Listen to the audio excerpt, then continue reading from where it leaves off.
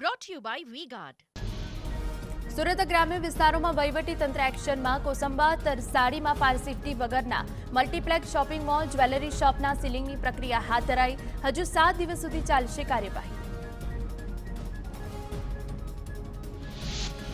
તો ભરૂચમાં પણ ફાયર સેફટીને લઈ તંત્ર એક્શનમાં. અંકલેશ્વરમાં આવેલી કામદારો માટેની હોસ્પિટલમાં ફાયર સેફટીને લઈ તપાસ હાથ ધરાઈ. હોસ્પિટલમાં ફાયર સેફટીનો અભાવ હોવાનું સામે આવ્યું. હોસ્પિટલમાં રહેલા તમામ દર્દીઓને અન્ય હોસ્પિટલમાં ખસેડાયા.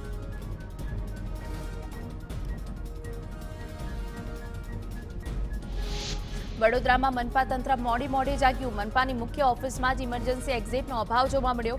પોલ ખુલતા આખરે ફાયર સેફટીના સાધનો લગાવવાની ફરજ પડી. છત પરની પાણીની ટાંકીઓમાં મોટર મુકાઈ. કચેરીમાં સેફટીના અભાવને લઈ બેદરકારી છતી થઈ. વડોદરામાં રાજકોટની ઘટના બાદ શિક્ષણ અધિકારી દ્વારા શેડવાળી શાળાઓની ચકાસણી નહીં.